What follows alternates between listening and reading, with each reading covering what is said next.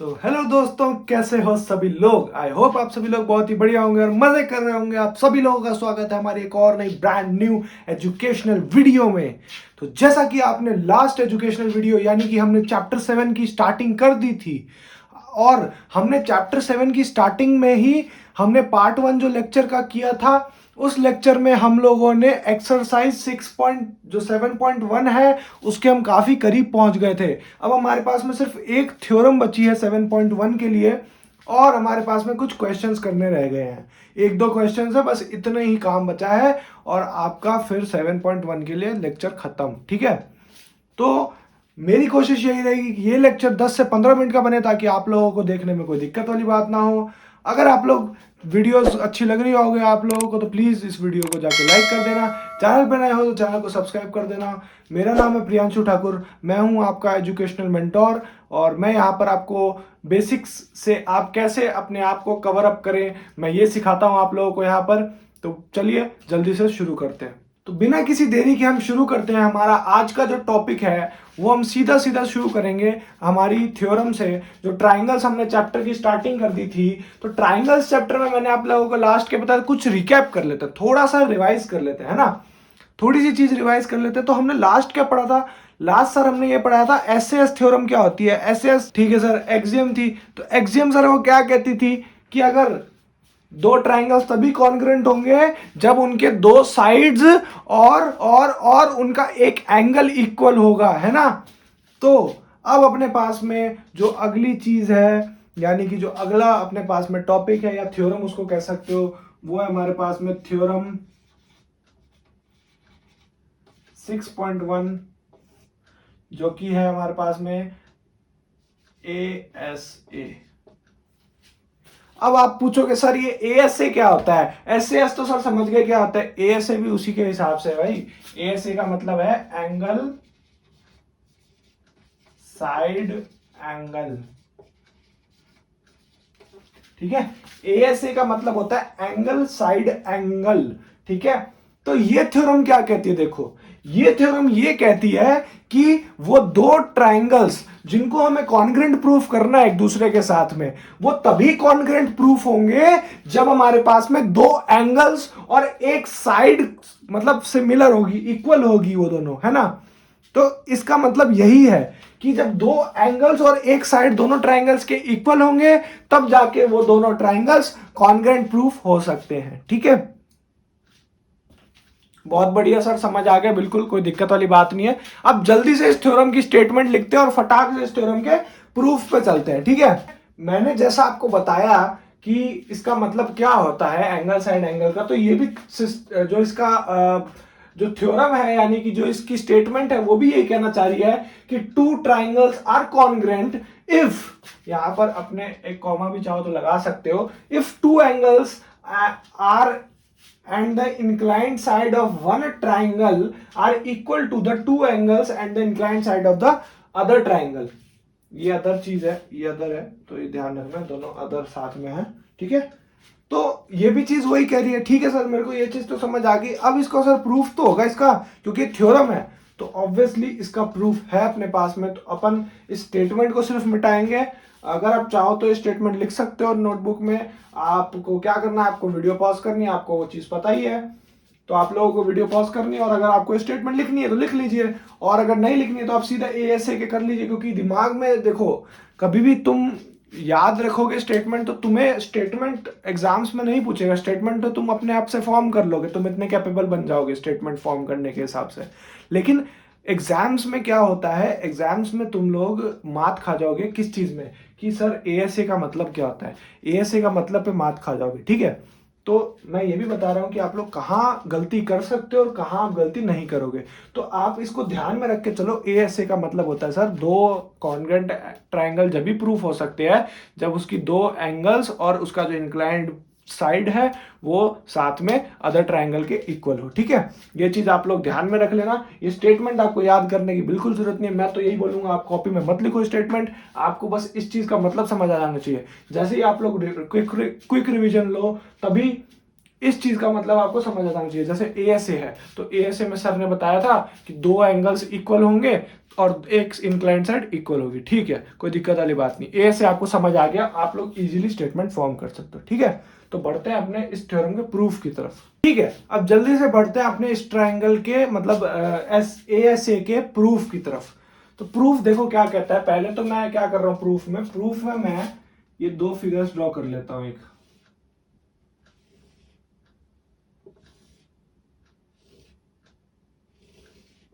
आप लोग क्या करना, एक बार समझना प्रूफ को, और फिर उसके बाद जैसे जैसे मैं आगे बढ़ूं, क्योंकि मेरे को मिटाने की जरूरत पड़ सकती है ऑब्वियसली, क्योंकि प्रूफ काफी लंबा है। 3 केसेस में हम प्रूफ को प्रूव करेंगे इस ASA वाली थ्योरम को, क्योंकि इसमें 3 केसेस बनते हैं, ठीक है। पहला जो हो गया वो हो गया अपने पास में ABC ट्राइंगल। दूसरा हो गया हमारे पास में कुछ भी ले लो, मतलब DB ले लो, नहीं DEF, मैंने ये ले लिया, ठीक है। सीक्वेंस में रहो ना ज्यादा सही। चलो बहुत सही, मैंने ट्राइंगल्स ले लिया। अब मैंने क्या मान लिया कि ये जो ट्राइंगल है ना, ये एंगल दोनों का सिमिलर है, ये चीज मैंने मान ली, ठीक है। और ये जो इनका बेस है यानी BC और EF है, ये भी अपने पास में इक्वल है, ठीक है। ये चीज मेरे को मिल गई, okay, no problem. See what we have given, मतलब हमें गिवन क्या है, देखो पहली बात तो हमें ये गिवन है सर कि angle B equal to angle E होगा एंड एंगल C जो है वो एंगल F के इक्विवेलेंट है। सर ये चीज हमें गिवन है, ठीक है, ऑब्वियसली सर गिवन है, कोई दिक्कत वाली बात ही नहीं आई इसमें। अब बात आती है कि सर BC और EF इक्वल है, हाँ जी गिवन है ना, BC इक्वल टू EF। तो हमें प्रूफ क्या करना है, टू प्रूव हमारा है कि ट्राइंगल ABC जो है वो है कॉन्ग्रुएंट टू ट्राइंगल DEF, ये हमें प्रूफ करना है। अब ये हमें प्रूफ करना है तो सर इसके 3 केसेस बनेंगे। इसके अगर 3 केसेस बनेंगे तो आप लोगों को कौन कौन से केस बनेंगे। पहला जो केस होगा सर वो तो ये होगा कि BC इक्वल टू EF दिया हुआ है आपको, है ना। ये चीज तो हमें सारे ट्राइंगल्स में गिवन होगी, ये तो कॉमन चीज आ गई, तो इसको मैंने एक बार निकाल के साइड में रख लिया। अब भाई साहब मैं चलता हूं केस 1 पर। केस 1 मेरा क्या कहना चाह रहा है, देखो थोड़ा हैंडराइटिंग इग्नोर करना, एक्चुअली मैं मार्कर नया लेके आया था तुम लोगों को पढ़ाने के लिए, क्योंकि मार्कर का क्या हुआ था ना, मार्कर का कुछ सीन हो गया था कि मार्कर जो है ना वो काफी 1 साल से पुराना मार्कर था, तो मैं पुराना बहुत ज्यादा था, तो इसी चक्कर में मैं नया ले आया मैं, तो थोड़ा हाथ बैठने में टाइम लग रहा है, उस थोड़ा ज्यादा मार्कर थोड़ा स्लिपरी होता है ना ज्यादा, इसलिए वो हाथ बैठने में टाइम लग रहा है, ठीक है। कोई इश्यू मत करना, मैं बोल बोल के भी लिख रहा हूं ताकि आप लोगों को प्रॉब्लम ना हो। तो केस 1 मेरे हिसाब से क्या हुआ, देखो मेरे को ये पता लग गया कि ये दोनों एंगल सर इक्वल है। जब ये दोनों एंगल इक्वल है तो मैं ऐसा नहीं बोल सकता, केस 1 तो मेरे पास में ये बन गया ना कि AB जो है वो सर जी DE के इक्वल है, और अगर ये DE के इक्वल है तो मैं बड़ी आसानी से इस चीज को मैं प्रूफ कर सकता हूं कि दो ट्राइंगल्स मेरे कॉन्ग्रुएंट हो जाएंगे, है ना। अब मैं इसको मान रहा हूं कि ये जो AB है ना वो DE के इक्वल है, मैं इसको अज्यूम कर रहा हूं, अज्यूम करना पड़ेगा क्योंकि ये प्रूफ है। इसमें अज्यूम नहीं करोगे तो तुम्हें नहीं प्रूफ निकलेगा ढंग से, क्योंकि इसमें अज्यूम करना पड़ेगा तुम लोगों को, ठीक है। तो अज्यूमिंग जो होगी वो इसी को लेकर होगी, AB और DE की जो साइड होगी उसी को लेकर होगी, क्योंकि प्रूफ तो अपन को कॉन्ग्रुएंट करना है ना, और AAS से प्रूफ कॉन्ग्रुएंट करना है, ठीक है। देखो पहली चीज क्या आई सर, पहली चीज सर ये आ गई कि AB इक्वल टू DE हो गया सर, हमें ये अज्यूम कर लिया हमने, अज्यूम्ड, ये आपको लिखना पड़ेगा अगर ये प्रूफ आ गया, ठीक है ना। अज्यूम्ड अगर आपने नहीं लिखा तो आपके 1 नंबर यहीं पे कट हो जाएंगे, ठीक है। ये बात आप लोगों ने ध्यान में रखनी है, ठीक है सर। एक चीज तो आ गई। अब सर एंगल की बात करते हैं, हम ऐसे ऐसे प्रूफ कर रहे हैं एंगल का sir, angle B equal to angle E because of क्या सर, बिकॉज सर जी वो गिवन एंगल,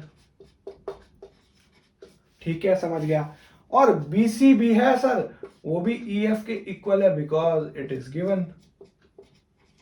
दो चीजें तो गिवन से आएगी, एक हमने अज्यूम कर दी, hence we can say that कि ट्राइंगल ABC जो है वो भाई साहब कॉन्ग्रुएंट हो गया DEF के बाय SAS। ये मैं यहाँ पे बाय SAS भी लिख देता हूं ताकि आप लोगों को कोई दिक्कत वाली बात ना आए। ठीक है, मैंने केस 1 में इसको प्रूफ ले लिया। ठीक है सर, कोई दिक्कत वाली बात तो नहीं आई मेरे हिसाब से। तो आई होप आप लोगों को केस 1 अच्छे से समझ आ गया होगा। केस 1 बहुत ही ईजी था, कोई आपको इतनी ज़्यादा दिक्कत वाली बात नहीं आनी चाहिए केस 1 में। तो अपन और भी कुछ है तो इसमें मैं बता देता हूँ आपको।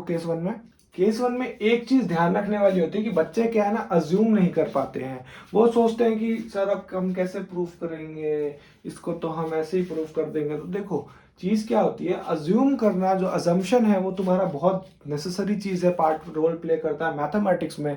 क्योंकि तुमने देखो पॉलिनोमियल होता है तो उसमें हिट एंड ट्रायल एक मेथड आता है, जिसमें आप लोगों को जैसे हिट एंड ट्रायल का मतलब क्या होता है, मतलब हिट करना है आपको कोई नंबर और उस नंबर को आपको ट्राई करना है उस इक्वेशन में। अगर उसका जीरो बन रहा है, यानी कि वो उस नंबर पूरी इक्वेशन को जीरो बना रहा है, तो इसका मतलब कि वो नंबर उसका जीरो हो गया, है ना। तो सेम इस चीज में भी ऐसा ही होता है, अजम्पशन करने की नेसेसरी चीज होती है। इस चीज में कुछ नहीं था इस पार्ट में हमें सिर्फ इतना ही देखना था कि भाई अजम्पशन आप लोग कर लो। अगर आप लोग अजम्पशन कर लोगे ना तो आपको कोई भी सवाल कोई दिक्कत वाली बात ही नहीं होगी। अजम्पशन लेकिन हर सवाल में नहीं करना है।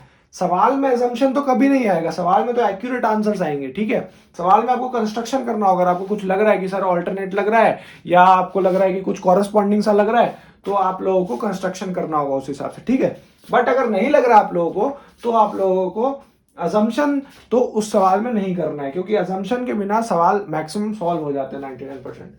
थ्योरम्स जो है उनमें काफी बार अजम्पशन काम आता है। बेसिकली इस थ्योरम में ज्यादातर काम आता है। जैसे ये पहला A B equal to D, हमको अजम्पशन मानना था। क्यों माना हमने, देखो क्योंकि ये दोनों एंगल इक्वल दिए हुए, एंगल एफ और एंगल सी भी इक्वल है, एंगल बी और एंगल ई भी इक्वल दिया हुआ है। सर अगर ये दोनों एंगल इक्वल है तो B C equal to E F भी इक्वल दिया हुआ है। तो मैं यही मान के चल रहा हूँ कि A B equal to D C भी इक्वल होगा, क्योंकि अगर स्केलेन ट्राइंगल है तो स्केलेन ट्राइंगल की दो साइड्स इक्वल होती है और एक अनइक्वल, है ना। और अगर दो साइड्स इक्वल होती हैं तो मैंने ये वाला इक्वल मान लिया। ठीक है, ये चीज आप लोगों को समझ आ गई। बढ़ते हैं अपने अगले केस की तरफ बहुत ही जल्दी से।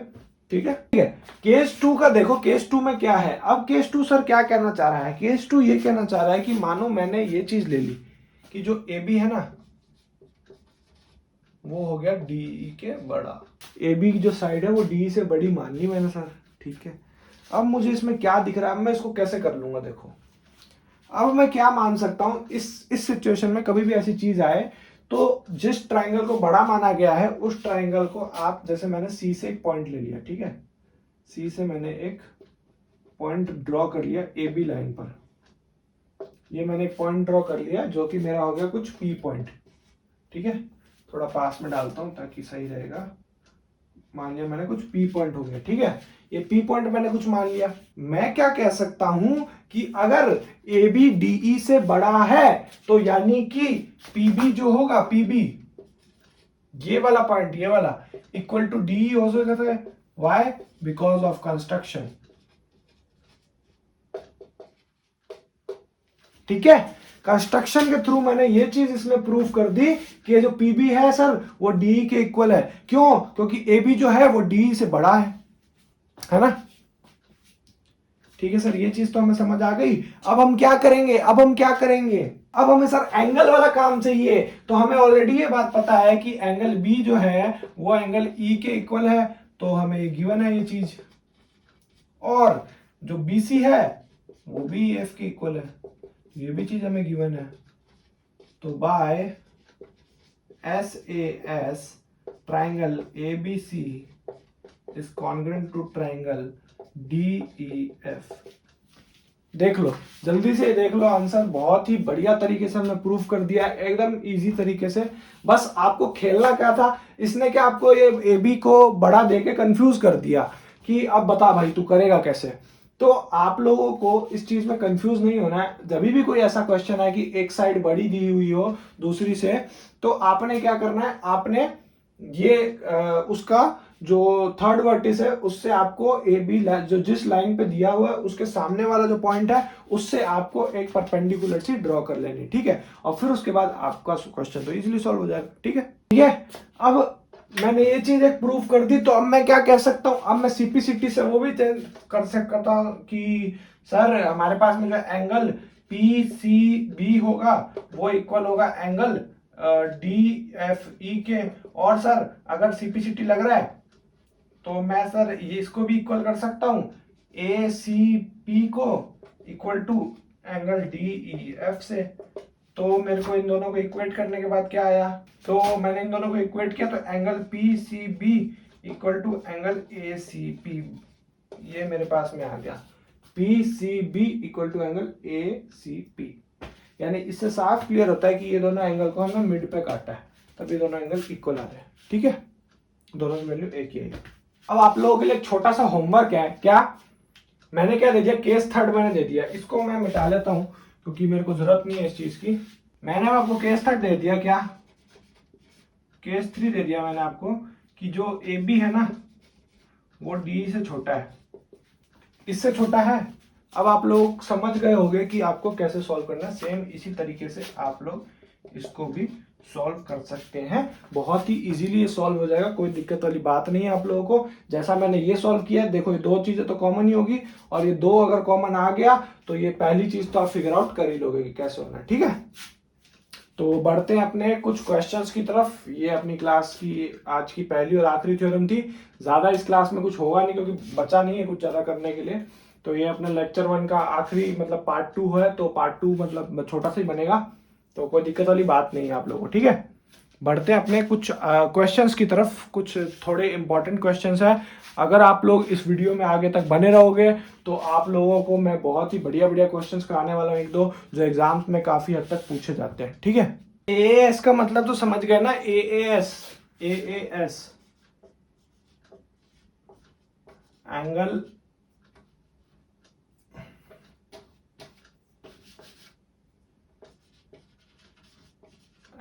Angle side.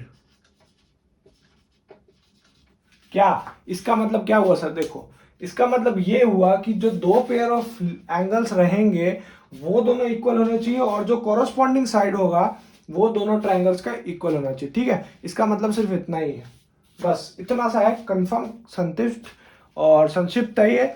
और इसमें आपको ज्यादा टेंशन लेने वाली बात नहीं, क्योंकि बहुत ही इजी आता है ये चीज, तो कोई आपको टेंशन लेने वाली बात नहीं है। अपन बढ़ते हैं अपने आखिरी क्वेश्चन और पहले क्वेश्चन की तरफ।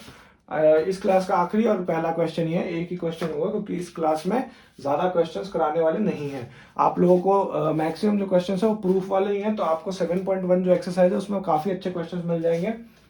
मैं 7.1 अभी इसीलिए नहीं करा रहा हूँ क्योंकि आप लोगों को थोड़ा बहुत उसमें ध्यान देने की अभी जरूरत है, तो आप लोग अगर वो एक्सरसाइज अच्छे से करोगे तो ही आपका बेसिक्स क्लियर होगा। ठीक है, बाकी मेरे से जितना बन पड़ेगा मैं उतना करूंगा। मैं आर डी शर्मा के भी क्वेश्चंस लेके आऊंगा, आर एस अग्रवाल के भी लेके आऊंगा, सारे जितने भी टॉप बुक्स हैं सबके क्वेश्चंस लेके आऊंगा आप लोगों के लिए। पहले एक बार अपन कोर्स कंप्लीट कर लेते हैं, उसके बाद फिर मैंने आपको फर्दर प्लानिंग्स बताए थे हमारे, तो वो फर्दर प्लान में भी हम ये भी इंक्लूड करेंगे। ठीक है, तो बढ़ते हैं अपने आज के पहले और आखिरी क्वेश्चन की तरफ। देखो ये आप लोगों के पास आपका क्वेश्चन है, क्या कि सी डी और जो ए बी है वो दो पैरेलल लाइंस है। ठीक है, और ओ जो है वो एडी का मिड पॉइंट है। क्यों, क्योंकि ये दोनों लाइंस इक्वल है। देखो ये जो मिड पॉइंट है तभी इक्वल है, तो ये मिड पॉइंट हो गया, ये अपने पास में ये मैंने मिड पॉइंट मान लिया, एडी का मिड पॉइंट है। तो अब हमें प्रूफ क्या करना है, प्रूफ हमें ये करना है सर जी कि एओबी जो है वो कॉन्ग्रुएंट है सीओडी ट्राइंगल के। और जो सेकेंड ऑप्शन में क्या प्रूफ करना है कि जो ओ है सर वो बीसी का भी मिड पॉइंट है। ठीक है, तो पहले हम ये फर्स्ट वाला ऑप्शन कर लेते हैं। तो फर्स्ट वाला आई होप आप लोगों को बढ़िया से समझ आ गई होगी चीजें। मैं थोड़ा बॉक्स बना लेता हूँ ताकि आसानी से हम लोग फर्स्ट वाला यहाँ सॉल्व करेंगे, सेकंड वाला वहां कर लेंगे, कहीं पे ही कर लो भाई, क्या फर्क पड़ता है, या फर्स्ट वाला वहां कर लेते हैं, क्या फर्क पड़ता है, क्यों। तो फर्स्ट वाला मैं कर रहा हूं। मेरे को एक चीज क्या दिख रही है, मेरे को सर जी एक चीज यहाँ पर दिख रही है कि कुछ ना कुछ यहाँ पर जुगाड़ हो सकता है। कैसे, पहली चीज तो मुझे दिख रही है सर कि ये एक जेड पैटर्न बनता दिख रहा है। तो सर मेरे पास में एंगल जो ए बी होगा, A B O equal to होगा angle D C O. Why, because of alternate angles.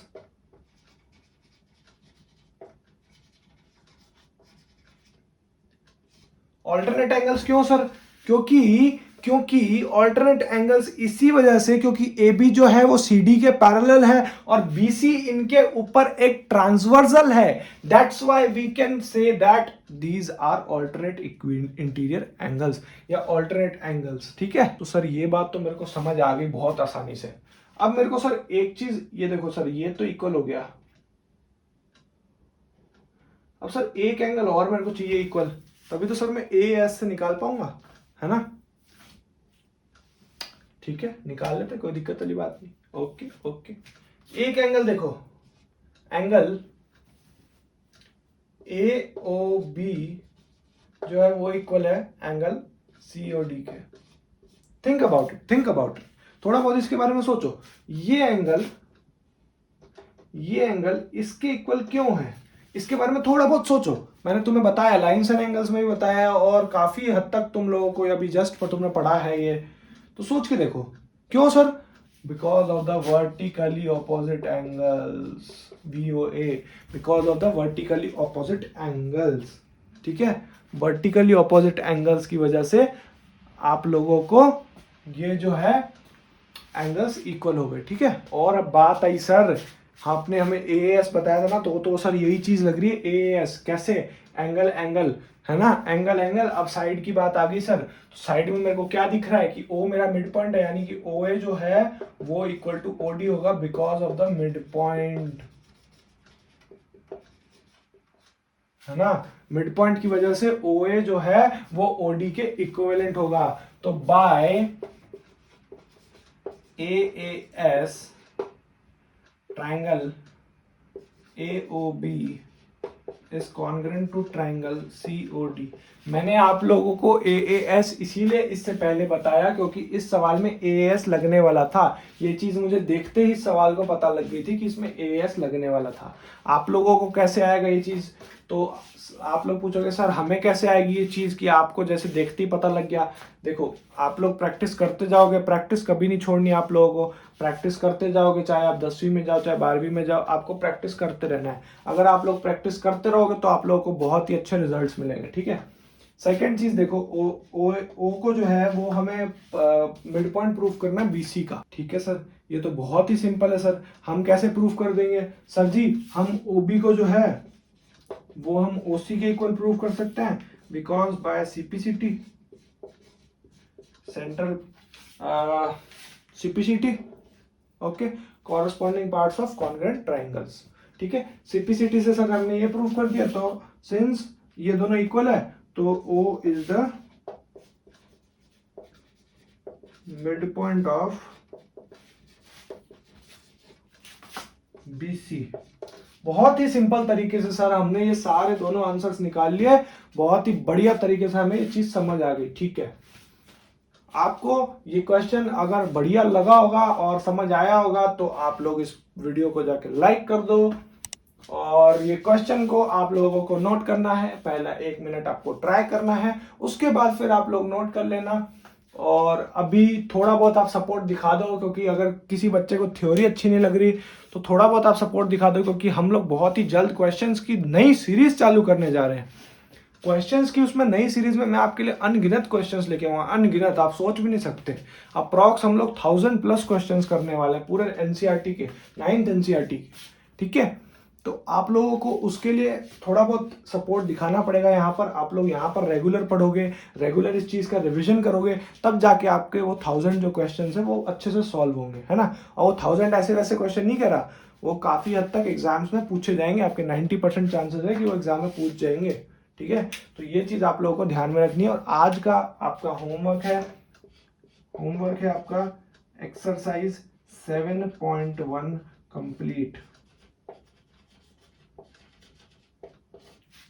Sorry, actually Saturday को वीडियो नहीं आ पाई थी बिकॉज थोड़ा बहुत इश्यूज हो गए थे। तो मैंने आप लोगों को बताया था लास्ट वीडियो से, शादी का थोड़ा बहुत चल रहा था, तो कल तो बहुत ज़्यादा ही आवाज़ आ रही थी, इस चक्कर में वीडियो कर नहीं पाया। तो अब ये वीडियो मंडे को आ रही है, तो आई होप आप लोगों को ये वाली वीडियो और जो हमारा जो ये लेक्चर सीरीज हमने जो चालू किया है ये आप लोगों को बहुत ही बढ़िया तरीके से समझ आ रहा होगा और पसंद भी आ रहा होगा। अगर आप लोगों को ये वीडियो अच्छी लग रही है तो प्लीज़ इस वीडियो को जाके लाइक कर दीजिए, चैनल पे नए हैं तो चैनल को सब्सक्राइब कर दीजिए, और अगर और पॉसिबल हो तो अपने छोटे भाइयों से या अपने बड़े भाइयों से या किसी भी से अपने बच्चों से प्लीज़ शेयर कीजिएगा इस वीडियो को, ताकि बच्चे भी पढ़ें और बढ़ें आगे। इंडिया पढ़ेगा इंडिया तभी तो बढ़ेगा इंडिया। तो that's why I rest my case and let's meet in the next one. So अगर आप लोगों को वीडियो अच्छी लगी हो तो वीडियो को जाके लाइक कर देना, चैनल पर नए हो तो चैनल को सब्सक्राइब कर देना। मैं मिलता हूँ आपसे एक और नई तड़कती भड़कती वीडियो में, तब तक के लिए जय हिंद, जय भारत।